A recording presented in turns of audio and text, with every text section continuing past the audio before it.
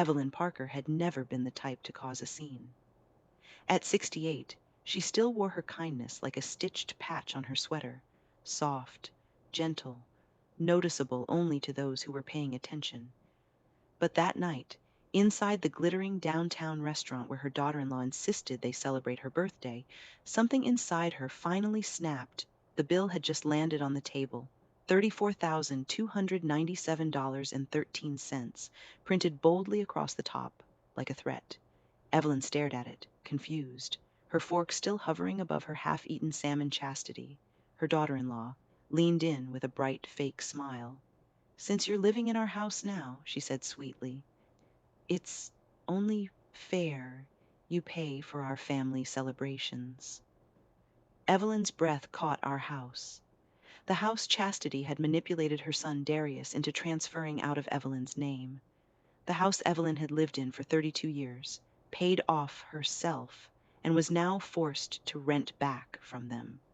Darius said nothing. He just picked at a bread roll like a child caught cheating on a test. For a moment, Evelyn felt the same helplessness she'd felt for months. Then something new. Resolve. She reached into her purse. Chastity smirked, expecting a credit card. Instead, Evelyn pulled out her phone, opened Facebook, and hit Go Live. In seconds, her screen filled with names. Old church friends, choir members, neighbors, cousins, all popping into the live stream. "Hi, everyone," she said calmly, turning the camera toward herself, then toward the table. "I want to show y'all something. This is the bill my daughter-in-law expects me to pay. $34,000. And she says it's because she and my son let me stay in my own house." Comments exploded instantly. "What? Is this a joke? Chastity did what to you?" The shock traveled fast. Within a minute, 200+ viewers became 2,000, then 10,000. Chastity's smile collapsed.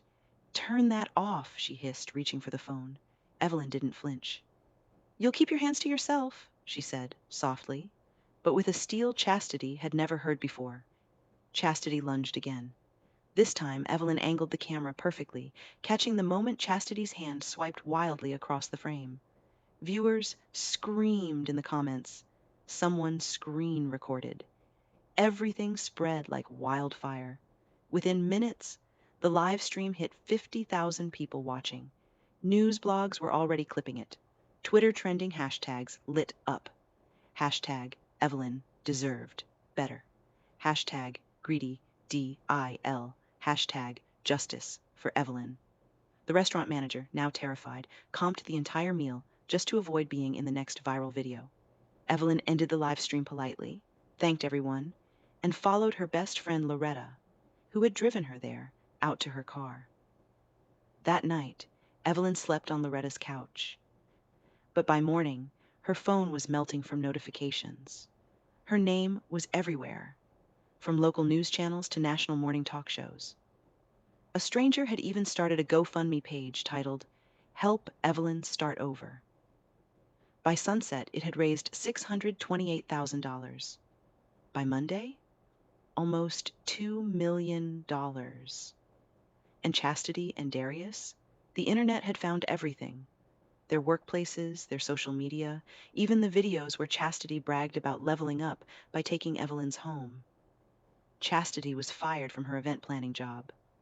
Darius lost his IT position after his company was flooded with thousands of emails demanding accountability. When they finally tried to call Evelyn, she blocked them without a second thought.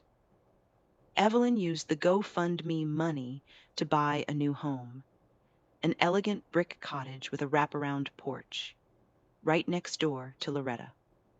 On moving day, Loretta laughed. "Girl, you really bought the house next to mine just to flex?" Evelyn sipped her lemonade and smiled. "Not to flex, just to show the world that kindness ain't weakness, unless you push it too far." And somewhere online, her live stream kept circulating, inspiring millions. A gentle woman finally stood up, and the world stood up with her.